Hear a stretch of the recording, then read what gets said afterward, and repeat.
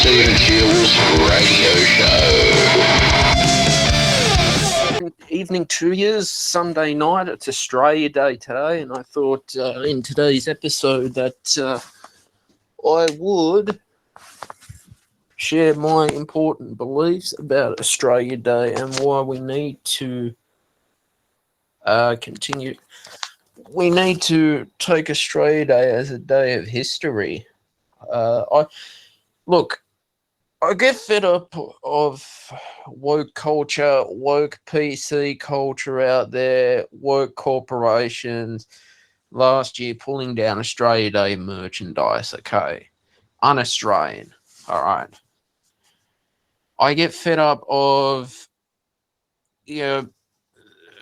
Australian government, at one point that they were trying to get rid of the Australia Day public holiday, which is quite slack.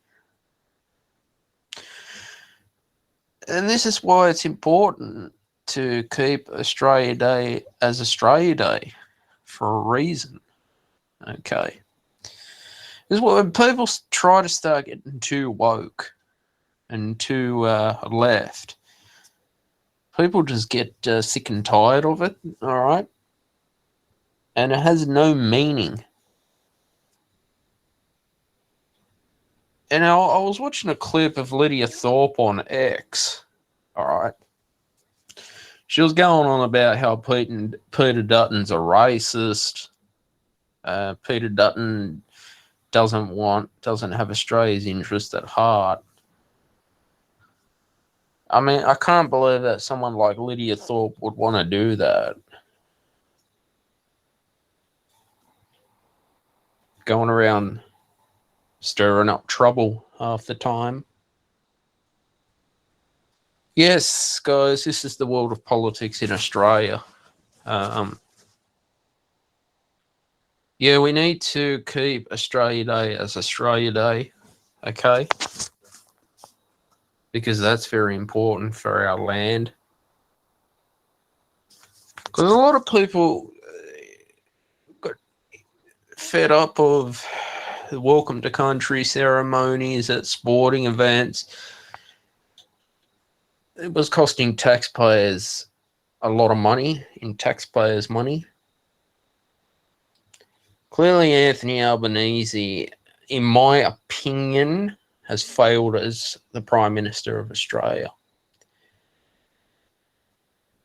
Now, I think he's a pretty decent bloke. I think he's got good in him. But it gets to a point where does this woke left wing or PC culture get us? It's going to get us nowhere. LGBTQ rights, it's going to get us nowhere. Now, look at Donald Trump now. He's signing off on things. He's getting things done straight away. Now, if you can remember when he was president, he was getting attacked by the media constantly 24/7. He's endured 4 years of hell from media, slander, fake trials from judges, all these lawsuits that make no sense. Okay. We've seen it with social media. Twitter as well was very left, very boring.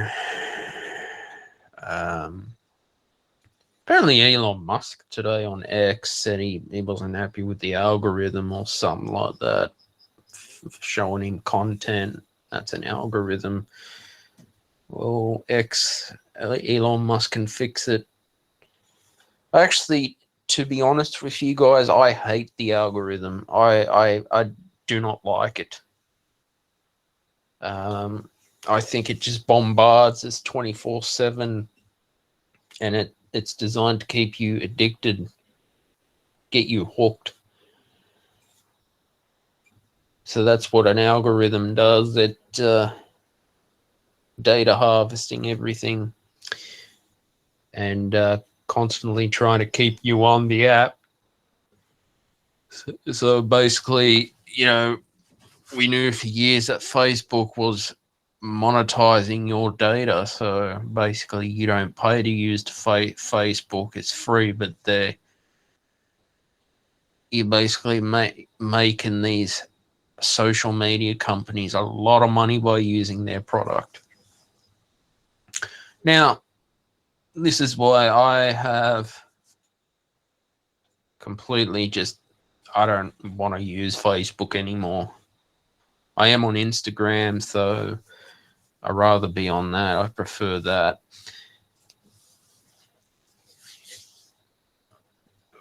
What is next? If Peter Dutton does get elected, what changes will he make for the Australian economy? How will Peter Dutton overcome the inflation problems, the cost of living problems? How will Peter Dutton get fuel prices under $2 a litre, bring down the tobacco taxes, alcohol taxes, GST?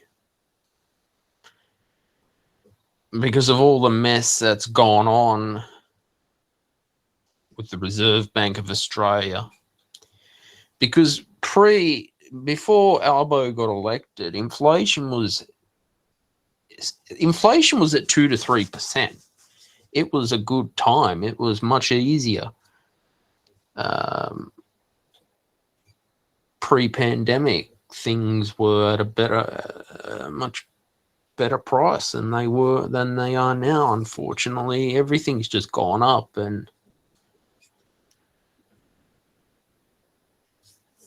again, when I went to the SCG, Sydney Cricket Ground, on Saturday night to watch the Thunder and the Sixers play the Challenger before the grand final, for a can of Coke, I think I paid about $5.80 just for a can of Coke. And chips as well. Well, one size chips about $8. I think that was a small, I don't know. Still, it is a bit. It does add up, actually, when you want to go to watch a concert, football, whatever, you eat at the venue. I mean, it's always been like that, but you can just see how inflation does creep in. Now, if you're a beer drinker, I think it was $10 just for, I think cost me around $10 just for a can of Hahn Premium Light the last time I went. Bourbon is about $15 a can. I'm not a big bourbon drinker. So you get to see how the hidden costs just start to come up with inflation. I think pies and that have remained the same price. They haven't gone up.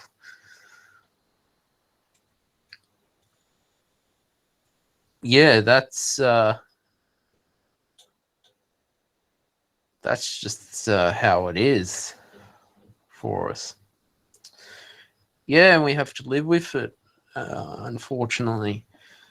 But I guess times will change eventually, and yeah, hopefully rents do go down like they once did. And that would be good.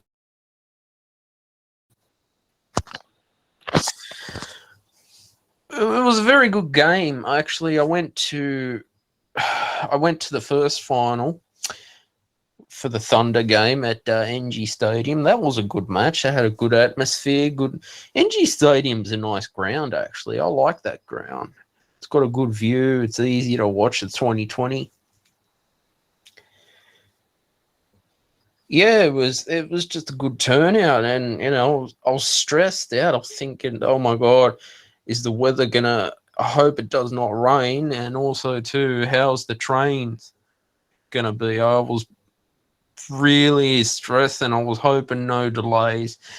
The first Thunder game, the last Thunder game I went to at NG Stadium, they decided to delay the game because there was a thunderstorm 10 kilometers away, which I thought was completely stupid. It wasn't raining or anything.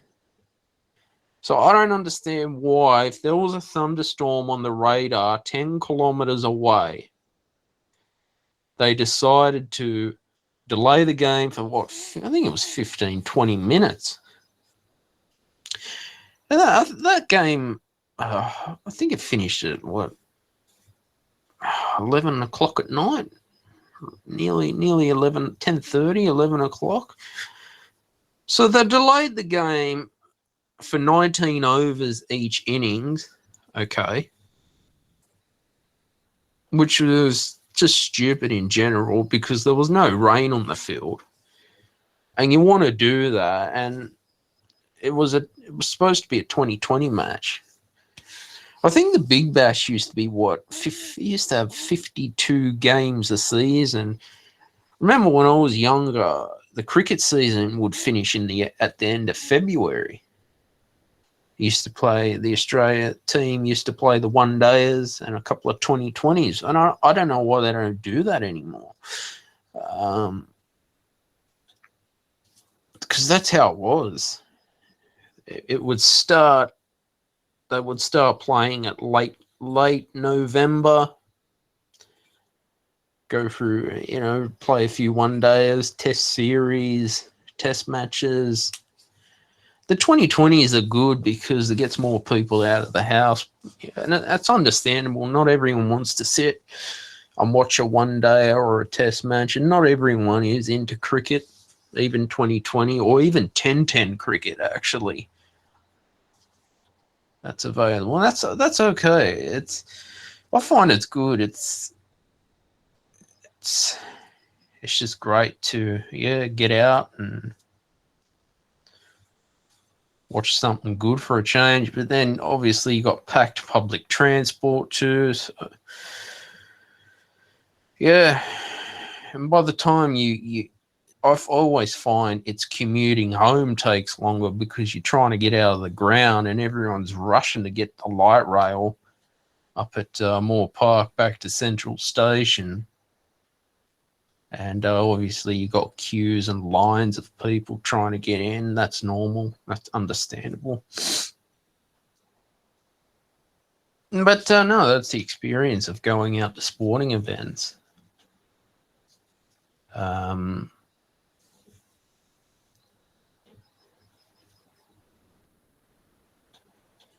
Yeah, that's how it is. It was a great night. Look, might as well go and watch the Thunder play and see how they go. I just forget about all the stuff that's going on.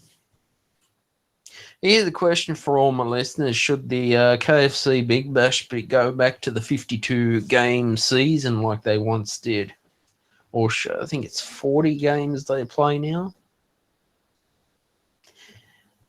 And should there be a domestic cricket team in the Northern Territory?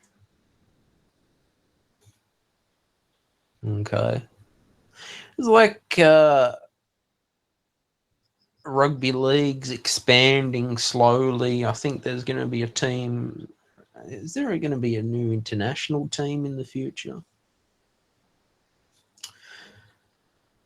Yeah, but it's interesting when politics starts to get involved with sport. It really just ruins it for everyone, and it's good that they get rid of the politics out of sport, because really just get fed up with it. And yeah. And that's why I thought I'd hop on here probably just for a short show. Just to explain the importance of Australia Day. Okay, and why we need to have Australia Day. Keep our tradition for Australia. because, yeah, Stray Day means a lot for us. And Peter Dutton was right. If one pub, well, I'm not a pub person, but if one pub wasn't going to celebrate it, go to another pub. And I can't understand why businesses out there would not want to have Australia Day, because it's profit. It's how they've got to make their profit on Australia Day. It's a public holiday. So that's why it's important to keep Australia Day as it is, guys. Okay? I'm proud to stand up for Australia Day in this episode, because that's what, that's what I believe in. Look, I'm going to leave it there for tonight. Just a short one. I hope you've enjoyed it. Please comment in the comments section on any of your favorite episodes. Ask any questions, any feedback that you have. Wish you all the best, and good night. Bye for now.